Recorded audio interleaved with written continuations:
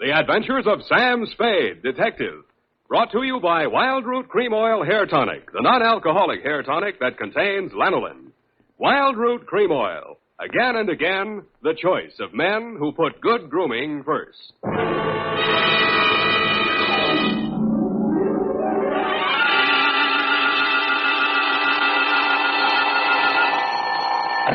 Sam Spade Detective Agency. Hello, sweetheart. It's only me. Oh, Sam. Why so modest? Women, Effie. Age cannot weather nor custom stale their infinite variety. Huh? Against their incalculable wiles, mere man is a leaf in the wind. Oh, Sam, do you really... Oh. Who was she and how windy was it? Cyclonic, Effie. We had to close every window in the house. But If you will just contain your natural feminine curiosity for a few moments, I'll be right down to dictate my report on the bow window caper.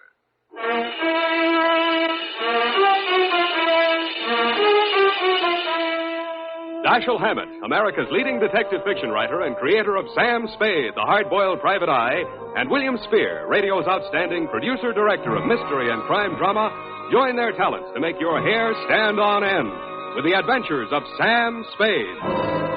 Presented by the makers of Wild Root Cream Oil for the hair. To every man who says, I don't use a hair tonic or I don't believe in a hair tonic, I say this.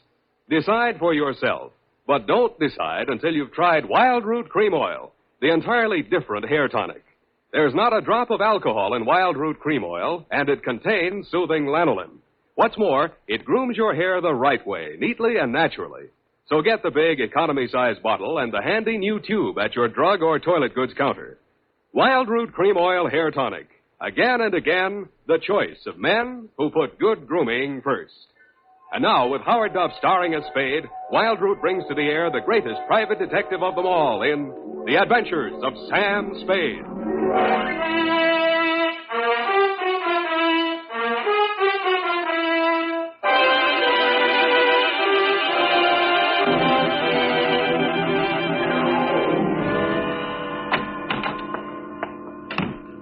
Sam, what's a bow window? A bow window. Bow window is a bay window that you look into instead of out of. Look into instead of out. Oh. Oh, Sam. Get your book, Panther Girl, and slink on in. What was she trying to see through the bow window? I mean, whose house was it? Her own. But if it was her own house, then why would she It just goes to show you, darling, what some women will stoop to. It does? Mm-hmm. There was a low window. Oh. Well, whenever you're ready, Sam. Date November 10. 9th. Correct. 1947. To Dr. Helmut Ries. I was right for once. Yeah. From Samuel Spade, license number 137596. Subject, the bow window caper. Dear Dr. Ries, I know that this report will not make pleasant reading for you, but you paid for it, so here it is. As far as I was concerned, it all started on Thursday morning when you called at my office. From your story, I gathered it had been going on for some time. You will say these are merely the actions of a jealous woman, Mr. Spade. But I assure you there's more to it than that. It must be a carefully thought-out plan to ruin my career, my whole life. In what way, Dr. Reese? She spies on my private consultations. Insults my women patients. I can no longer even keep a nurse for more than a week at a time. Scenes, hysterics, outbursts of violence. I cannot continue my work under such conditions. Well, why don't you give her a divorce? Why, no. This is not her desire. If it were, it would be simple. No, she wants to bring me to ruin. She wants to see me on my knees in front of the populace. Why? That is what I want to find out. Why? Doctor, I think you ought to take this case to a head doctor. I have consulted a psychiatrist. He examined her. She's perfectly competent mentally. So you see there is here already some mystery, for which one comes to a detective. How long has this been going on, Dr. Reese? Since 3 months only. But in this time, she has reduced me to utter desolation. Dr. Reese was a very good divorce lawyer right down the hall from my office. No. I discussed the matter of a divorce with her a few days back. This was her answer. You see, a receipt for the purchase of a gun. And this note in her handwriting. I hope you will not force me to use this. Esther. Yes. What do you think she has in mind? Murder or suicide? She refused to discuss it. But one thing I have noticed. Since she has bought this gun, a new development. A strange man watches my house. Several times I have caught him following me. Well, she might have hired a detective to check on whether you visit a lawyer. Perhaps it is very simple, but it is all too strange to be harmless. I half-heartedly agreed that it might be, Dr. Reese, and when your check for $100 didn't bounce, I went to work wholeheartedly. I reached your house on Pacific Avenue just as the street lights were going on. It's a quiet neighborhood, so I could hear it before I got close enough to read the number on the door. Get out! Get out of this house! Get out! You have no... Get out! They seemed to be slugging their way toward the back of the house, so I decided to risk an entrance. I found the doorbell, and I was about to punch it when I caught sight of your mystery man. He was crouched in a clump of shrubbery that grew under the bow window at the corner of the house. He was still there with his eyes glued to the window when I walked up behind him. Hey, let go of me. Let go. Come on. You're going inside. Listen, I'm not just a snooper. I didn't say you were. I'm just inviting you inside for a better look. Now, I'm warning you, if you don't let go of me, Stop squirming, will you? Go! The kick he landed on me wasn't according to the Wrestling Association's rules, but I let him get away with it mainly because I couldn't move for 3 or 4 minutes, and by that time he disappeared down the street. When I recovered my faculties and staggered back to the door, I didn't bother ringing the bell. I just walked in. The hen fight was still going on somewhere in the upper reaches of the house. Then a door burst open on the upper landing, and a girl in a nurse's uniform ran down the stairs toward me, pursued by a pale little woman with a pink face who was brandishing a pair of brass fire tongs. You brushed past me, Dr. Reese, and headed off the pursuer. Esther, stop this! Stop this at once! Have you gone crazy? Give me those fire tongs. Give them to me. What's the matter, Helmut? Afraid I'll mar your light of love's beauty? What started this? I caught her creeping about the kitchen. She was going to poison my food. Explain to you, Mrs. Reese. The doctor... Oh, don't bother explaining, Miss Roberts. These morbid fancies of hers. Don't think I don't know what goes on in that office. That office where I'm not allowed anymore. That's only because you make the patient so nervous, Esther. I know what goes on. You and those women. That will do, Esther. Go to your room. Very well. But I won't have that woman in this house another day, Helmut. Is that understood? Go to your room, Esther. I'm going. But remember what I said. I warned you both. I can't. There, Miss Roberts. Now don't. There. I can't stand anymore, Doctor. I tell you, it's making me a nervous wreck. I just... Dr. Reese. Huh? Oh, Mr. Spade. You saw, you heard? Yeah. Come into my office. We'll talk. I think we'd better. Doctor, there's still one more patient waiting to see you, Doctor. Well, have her wait a little longer. Yes. This way, Mr. Spade.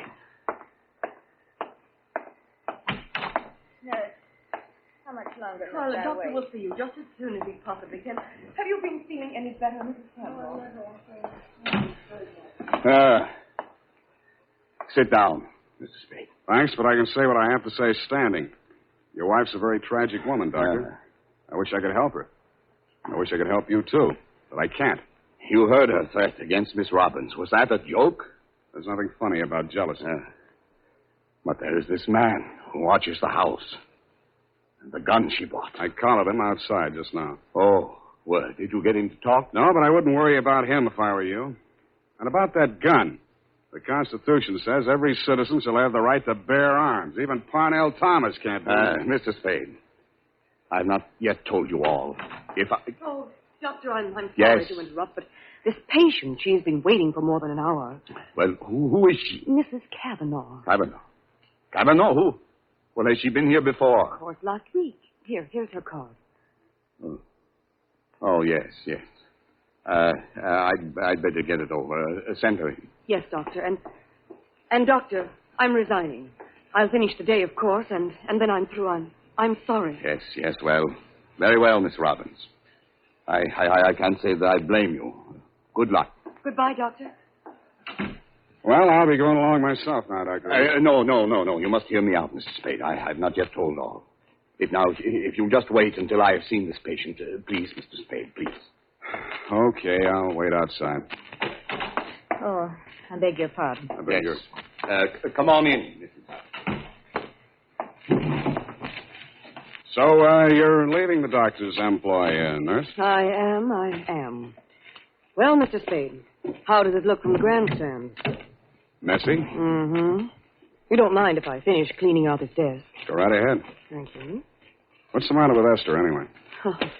I could sum the whole thing up in a single 5-letter word, shall I? You have. Are you going to walk out on him? Aren't you? Yes. Yes, I am. Oh, but Esther isn't jealous of your type, if you don't mind my mentioning it. I feel heartened to think that you noticed I was different. Oh, I did, Mr. Spade. I really did. You don't seem particularly nursey to me, either. I'm not. My, you have a fast pulse, Mr. Spade. Yes, I've been feeling very weak the last few minutes. I need care. Oh, you know, you don't eat enough apples, Mr. Spade. Well, I guess I've finished. Oh, there's that old contract. I wonder... Mr. Spade, will you tell the doctor I've left and thank him for me again? Aren't you going to see him before you go? No, I'm not. He'd only begged me to stay, and it's simply out of the question. Oh, the poor guy. I just don't know what I'd do if I were in his place. For you, Mr. Spade.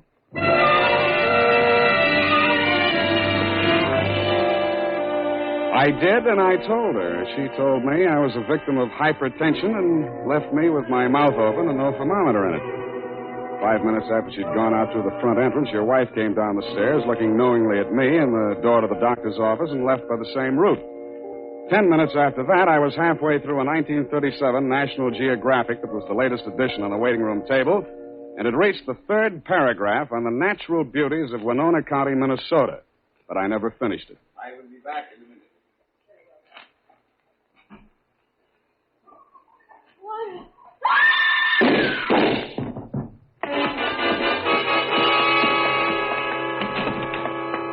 The first thing I saw when I entered the room was Mrs. Kavanaugh, your patient. Why?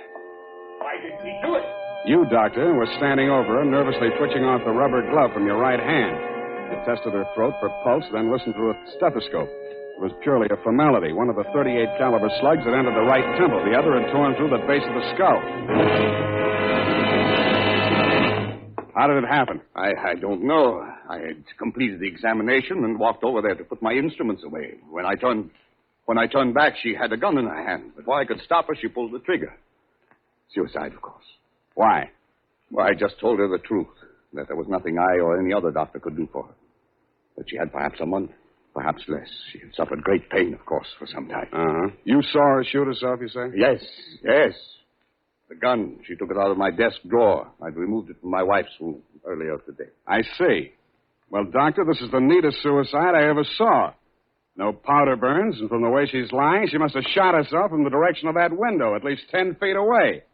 She screamed before the shots were fired and had time to fire a second bullet into her head and throw the gun across the room before she fell. Well, Helmut, at last it's happened, hasn't it? Esther, leave this room. I told Helmut one of the husbands would catch up with him. Pretty, wasn't she? I don't remember this one.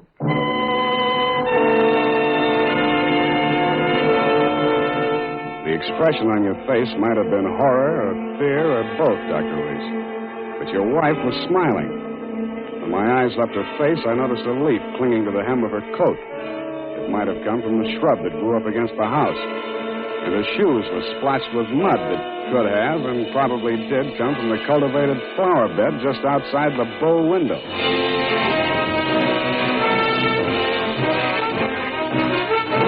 The makers of Wild Root Cream Oil are presenting the weekly Sunday adventure of Dashiell Hammett's famous private detective, Sam Spade.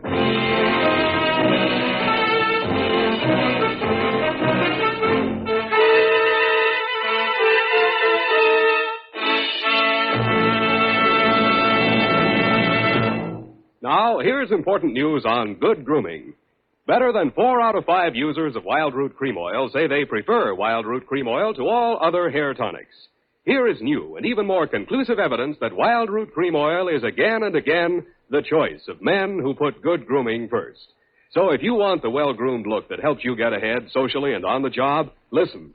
Recently, thousands of people from coast to coast who bought Wild Root Cream Oil for the first time were asked, how does Wild Root Cream Oil compare with the hair tonic you previously used? The results were amazing. Better than 4 out of 5 who replied said they preferred Wild Root Cream Oil. And no wonder. It gives you the advantages that men consider most important. Wild Root Cream Oil grooms your hair neatly and naturally, relieves annoying dryness, and removes loose dandruff. What's more, non-alcoholic Wild Root Cream Oil is the only leading hair tonic that contains soothing lanolin. That's like the oil of your skin. So ask for Wild Root Cream Oil. Again and again, the choice of men who put good grooming first.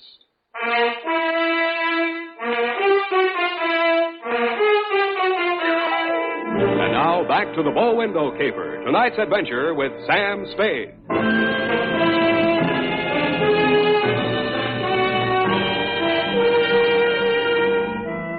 Obviously, there were 2 equally good suspects in the Kavanaugh murder.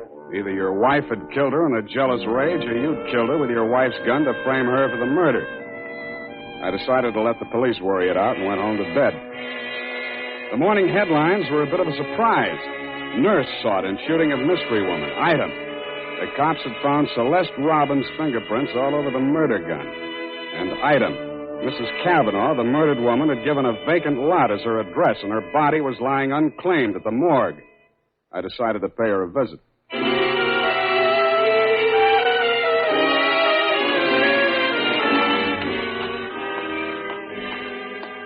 Maxie, hey, Maxie. What? Oh, Sam. Sammy, my boy. Hey, it's good to look on you. How are you, Maxwell? Oh, fine, fine. What brings you here, Sam? The Kavanaugh woman. The Kavanaugh, huh? Let's see who's with us today. Stiftel, Milton, Schwartz, Kelly. I knew him. Nice guy. Feige. Aha. Kavanaugh. Rose. Hello, Rose. Hey, Sam, don't you want to look at Rose? No, I've seen her. Yeah, just checked her back in. Autopsy. Say, you do collect queer ones, Sam. Now, you take her. Why would anybody in the world knock her off?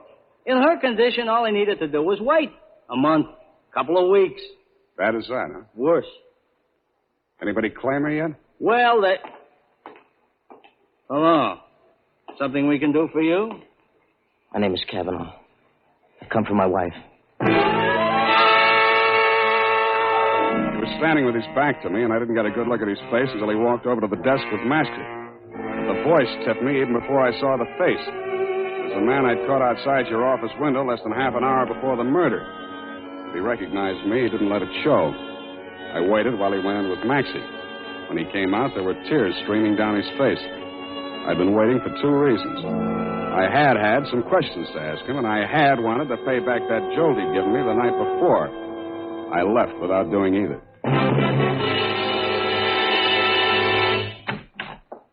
Oh, hello, Sam. Oh, sweetheart. Any calls? Lieutenant Dundee of Homicide, Yeah. Dr. Reese, Mm-hmm. and there's a girl waiting inside. Wouldn't give any names. So you let her wait in my private office. Well, I don't think you'll mind when you've seen her. She's by way of being a knockout. Well, thank you, Effie. That was very thoughtful of you, dear. You're welcome, Sam. Sam, please don't be angry with me for coming here. I had to talk to somebody. What you need is a good criminal lawyer, Nurse Robin. Oh, no. Oh, no. Do you think I killed that woman? How did your prints get on that gun? And don't tell me she threatened you with it and you grabbed it out of her hand. No, I didn't. I did nothing at all. Take it easy, Nurse. Take it easy. Would you like a drink or something? No, of course. Thank you anyway. I'll be all right.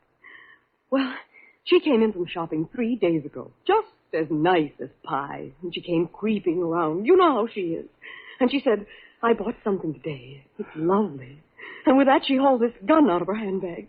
And so, to humor her, I took it and I looked at it. That was foolish. It certainly was foolish. Well, nickel-plated, ideal surface for fingerprints. And I remember she was wearing gloves. Struck me as peculiar at the time, but I'm so stupid. I didn't think of it until just now. Everything's a little peculiar about this caper. A woman who was dying anyway gets shot. Nobody even seems to know who she was. Doesn't make sense. No, it doesn't make much sense, does it? What should I do, Sam? Give myself up? I think you should. Yes, I thought you'd say that. All right, phone the police. You got a lot of courage. Sure you don't want to drink? No. No, thank you. I'll be all right. I'll be all right. Homicide.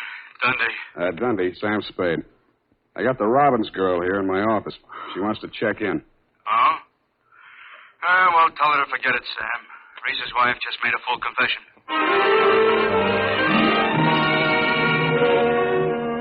That tore it. In my anxiety to see how you were bearing up under the shock, Doctor, I blew $1.50 of your money on a taxi all the way out to your address on Pacific Avenue. To my astonishment, you were wearing a look of real distress. I don't understand it, Mr. Spade. This confessing, it's not like her. It's all too strange to be harmless. Dr. Reed, I'd like to talk to you alone. Do you mind, Mr. Spade? Go right ahead.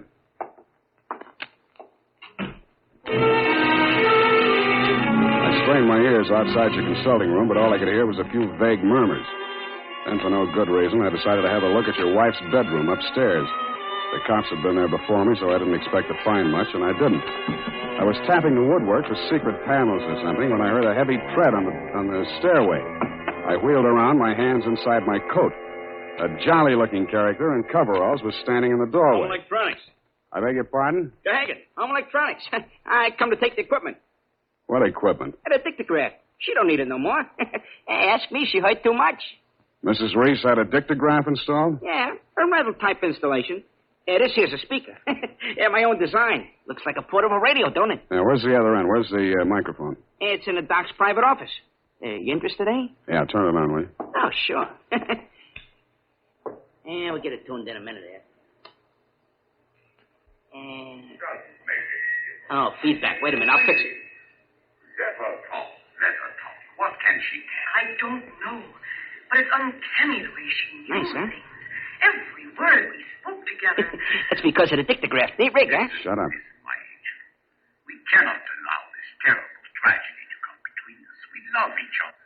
Nothing can change that. Oh, boy. Yeah, that's as nice, ain't it? Quiet. I just know, please, don't. Now, stop it, Helmut. I don't want you. Please, don't. What is it, Celeste? What has happened to Jane? What has happened? You asked that. When I've been attacked by a madwoman and accused of murder all in the space of 12 hours. But it's all over now. Just so, Helmut. Yes, it's all over. Well, don't you turn it up a little more? Oh, sure. Turn it up. Hold it. Over. It's over. And I'm very, very ashamed. I suppose it was my usual thing. I always get sorry for a poor, weak man and get involved. But this time, I'm sorry for her. Celeste, please. When I was a kid, I liked it. It used to make me feel powerful and, well, to watch them squirm. But it's no fun anymore watching another woman in the agonies of jealousy. And you, I thought you were just weak. You're a brutal, unscrupulous murderer. What are you saying, Celeste? You killed Mrs. Cavanaugh. Why, that's impossible. You stood deliberately in that window and you fired 2 shots right at Hey, what gives you? Why weren't my Rehearsed them by fingerprints on that gun? because you were wearing your rubber gloves, Doctor. Celeste, don't say any more. No.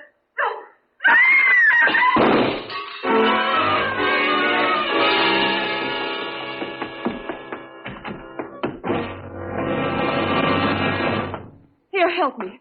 Help me get his shirt off, Mr. Spade. He's being shot. Who shot him, you? Through the window, the same man, the one who watched the house. Hold this tourniquet tight, please. Nothing. A flesh wound.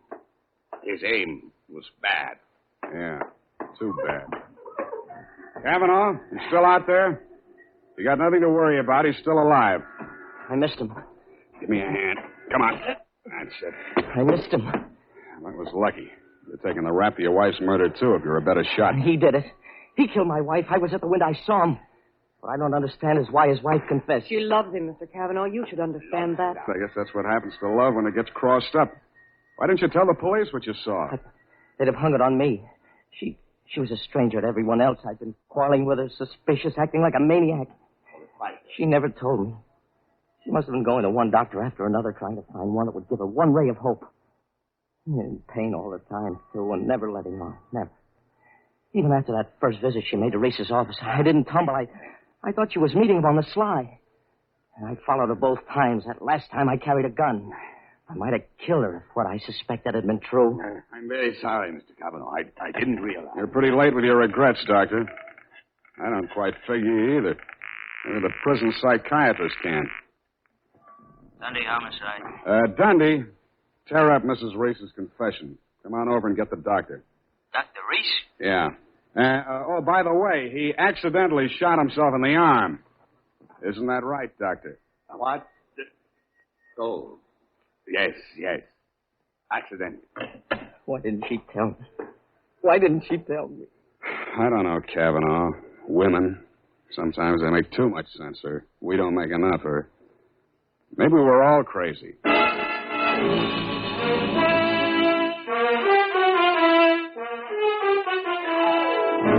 And that, Dr. Reese, is the crop. At the risk of laboring a point, there's also the mystery of why a nice girl like Celeste Robbins ever fell for a guy like you. You'll have plenty of free time to think it over between now and the trial. If you find the answer, drop me a line. Period. End of report. You know, Sam, that's Celeste. I like her. I wish we could do something for her. Well, I've already thought of that, Effie. Oh? What are you going to do, Sam? Type that up, sweetheart, and I'll write you a happy ending. Here's how you can find out whether the hair tonic you're using today is giving you what you ought to get in good grooming. Ask yourself, does my present hair tonic groom my hair neatly and naturally, or does it leave my hair sticky or greasy? And does it relieve dryness and remove loose dandruff, too? Or does it do just a halfway job? Unless you can honestly say that your present hair tonic does all that for your hair, you owe it to yourself to try Wild Root Cream Oil right away. Try Wild Root Cream Oil and see for yourself how it improves your appearance, grooms your hair neatly and naturally, relieves dryness, and removes loose dandruff. It's non-alcoholic and contains soothing lanolin. Get the big economy-size bottle and the handy new tube that's easy to pack when you travel and grand for the bathroom cabinet.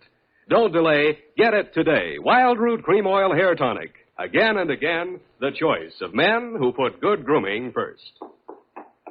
Oh, here's the report, Sam. You want to read it over? I do not. File it under F for forget. About that poor Celeste, Sam. Oh, yeah. Well, I made a date with Celeste to take her dancing tomorrow night. She needs cheering up, you know. Oh, what for?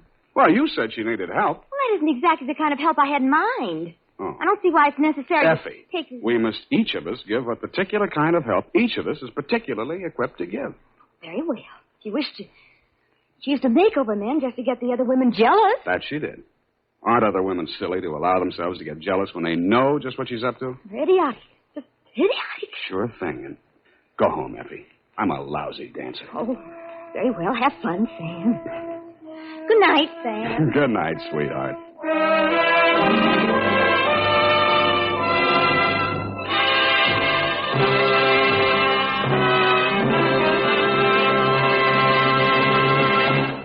The Adventures of Sam Spade, Dashiell Hammett's famous private detective, are produced and directed by William Spear. Sam Spade is played by Howard Duff. Lorene Tuttle is Effie. The Adventures of Sam Spade are written for radio by Bob Tallman and Gil Dowd, with musical direction by Lud Gluskin. This is Dick Joy, reminding you that next Sunday, author Dashiell Hammett and producer William Spear join forces for another adventure with Sam Spade, brought to you by Wild Root Cream Oil. Again and again, the choice of men who put good grooming first.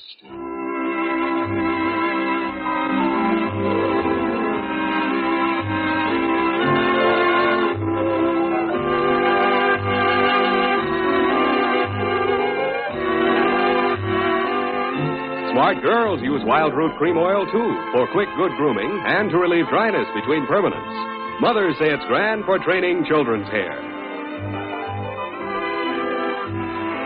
This is CBS, the Columbia Broadcasting System.